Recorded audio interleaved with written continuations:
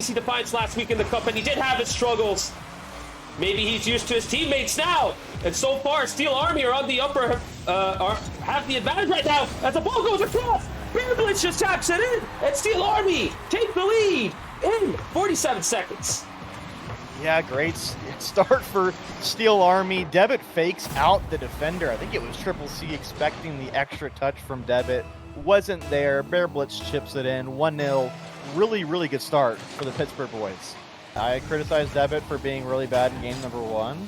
And, well, he's been really good in game number 2. So that might be a sign that commentators need to tell him he's playing bad even more. I mean, look at that. That's fantastic by Bear Blitz.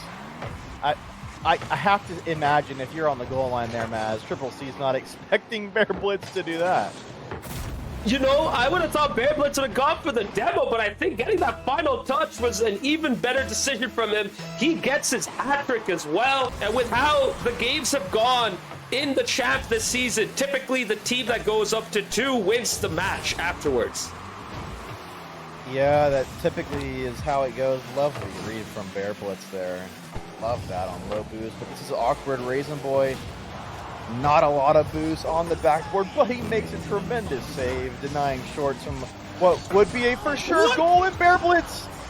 He knew absolutely fuck all about it, Maz, but he saved the ball, and Steel Army are still in it. Hopefully we get some good Rocket League as well, Maz. As so far, Steel Army, this could be a chance. Bear Blitz denied by the other MVP candidate in Shorts, and so far, the ball is in the orange half. That could have been an open net. Devitt finds the shot, but Shorts, as he's done so much, Maz, he finds the save. Shorts recognized that his teammates were in danger. He takes the pragmatic approach, goes into the net.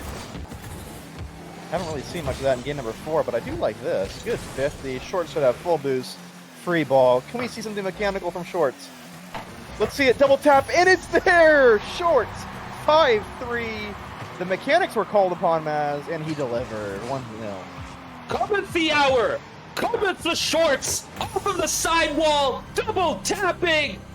When the going gets tough, Short steps up and delivers. The Rebellion have missed him. Neutral 50 right there, gives Palace a chance to create an opportunity. Good shot, but an early save. And now on the transition yet again. An awkward touch. Mickey Ducky with a fine finish. I didn't realize he had that under control, but he was ready for it. And that is textbook Frontera Chrome punishing La Cinco Doce. Kessar comes in to a baptism of fire. And his team are down 2-0. Shaybomb couldn't get back. Meki Ducky gets beamed, but bumps away. Kessar, great counterattack and passing play right there once again. Palace having to make that save. Kessar playing it to Ducky, who tries to get into the far post, misses. Soft lobbed effort. Palace with a clutch save. Still 3-1. Still a lot of time for La Cinco Doce to come back. But Frontera Chrome are making a hell of an impression in this game 1. Really rough start here for La Cinco Doce. But Kessar can bring him back into it! And oh my goodness, what a save!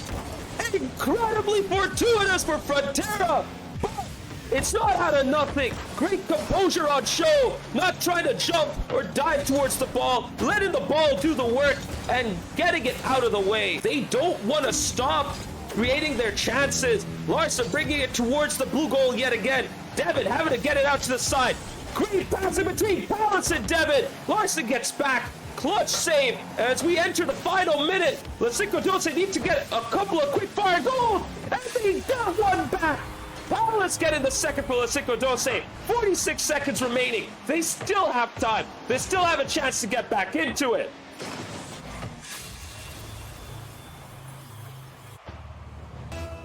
Skyline, good to see you in chat. And he does say this is winnable. Indeed it is. We have seen bigger comebacks. We've seen teams in the championship and Premier both get back into it quickly. One way you can get back is to get a goal right now. Palace with a great double to throw off the final defender for Frontera. And with 37 seconds remaining, Frontera Chrome now only have a 1-goal lead. La Cinco Doce, a highly defensive affair. Both teams doing great at stopping each other from creating good chances. But this might be an opportunity for Quetzar. 4 boost snipe. What a finish. 42 miles per hour, 67 kilometers per hour off of AlensBangersOnly.com radar gun. And you will struggle to find a better finish than that from any player this season. Quetzar with his second in the season. Letsinko Dose back in it with less than 30 seconds remaining. It is 1-1. Oh, I don't think Quetzar met that second touch. He gets a nice third touch to the middle, and Quetzar gets back right on time to make a critical save. He might have struggled in game 1, but he got back in game 2! But all about Larson now! Larson stepping up off of the sidewall, off of the ceiling, beats Palace with a well-timed shot. Devin in no man's land. And Quetzar couldn't get there either. Frontera Chrome win game 2, and they're now on match point. But still, the team in blue, the Seattle boys, bring themselves forward. Shot on net, off target from Toad, and a counterattack now going the other way. Luis setting it up for Huey. What a goal! El Matador from back to front, and El Matador take the lead with 1 minute 14 seconds to go. Man, we just saw an impressive downfield approach from ECRC. Toad shot a little bit too high. Next thing you know, that's one of the quickest counterattacks I've seen, and early contender for goal of the week from El Matador. That passing play and then back to Huey, chef's kiss. But saved off the line at the last second. Here we go! Oh my gosh. God! How did that not go in, Devin? Oh, what a lift from Luis, and it's 1-on-1. Go do it full boost. Huey with not much in the tank. What a save from Huey. He pulls the rabbit out of the hat and prevents EM from taking a game 2 loss. This overtime is still going. You look away for a second, you can literally forget that they scored on that net. Because it was quite literally off the kickoff, and they get the next one. Pico David has scored. Alert! Alert! No! Lifts! Bumps! Somebody hit the ball! Pico David open net! I cannot believe Casey Cauldron conceded that against him of all people. Argless made fun of him for only getting 8 points in game 1, but now Pico David gets the goal against Casey Cauldron. My goodness, and they go up 2 on Casey Cauldron right now too. I know they have made a sub with Bunch coming in. And look at this, they've gone up 3 off of a pass to Wicca in mid. Oh my God, while that happened, Spanky had an open net by a great pass from Gojo, and he couldn't get it in, and now he's back defending. I thought that was game 2 for ECRC, but this overtime is still going on.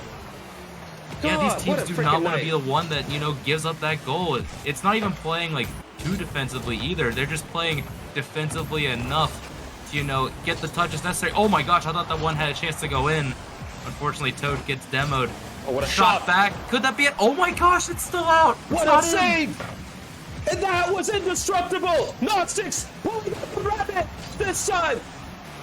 An incredibly even game 3 right now, but it's still 2-1 to ECRC. Can El Matador get themselves back in? They have 2 minutes left. They have all the time, but ECRC are looking very confident at the back. Yeah, they're looking really confident, but as you mentioned, a lot of time to score a goal, and they get that second here through Indestructible, who lays that down, puts it into the bottom, and just gets the slightest of touches down to that one, off the post and in. And we see Indestructible and Spanky both on 2 goals, both on a hat trick. It is tied at 2-2. Might we see the third? Gojo comes in to get the third with another toe death assist. Look at that improvisation right there to get to the ball. Huey not ready for it. Leaves an open net. And his over-committing once again puts El Matador on the back foot. Who knows where EM Dallasburg could have been had Caesar been playing earlier, but he's here, and he has made his presence felt. And EM Dallasburg need to defend because Fatality is back. He gets his hat trick this time, and he gives Casey Cauldron the lead once again straight after kickoff. And we have no time to enjoy anything, but goodness, what a play from Fatality. Getting the ball up to the ceiling, drop it down, get the little pop-up into the corner. That is just brilliant from Fatality. taking the lead back. On his own, like that touch right there, he was not trying to boom the ball away. He wanted to keep it close, and that allowed him to get the open net. And he gets a second right there. No, he doesn't. Hamburger Hunter diving across the goal with a huge save to keep this a 1-goal difference. Man, it started out with such a brilliant play by Nose as well. Getting it too partially off the back pass. Bisbo maybe could get another. Oh, but it's just off the crossbar. It's a bit too much. Trying to get the soft touch. Christmas knocks it up the middle. Met in the air 50-50. This time it's Loyboy getting there first. Piglet, back wall. Rydog, not able to get a good touch, but just like that, Loyboy, the leader in goals, gets his second of the game. Great passing sequence there, and able to take advantage. Loyboy flying across the middle, takes the 2-1 lead with 1:19 to go in game one. Gonna have to get something going if they're gonna do anything in this game one. At this point, probably just trying to play for some good feelings. Christmas looking to get those, and he does with a tremendous double tap off the wall, rotating it around his car, cuts the lead in half with 17 seconds. I've seen some crazy things before in this game. Get a weird kickoff. I think we all saw Jinxie this weekend getting that weird kickoff on the goal as he went up against Musty 17 seconds into that craziness.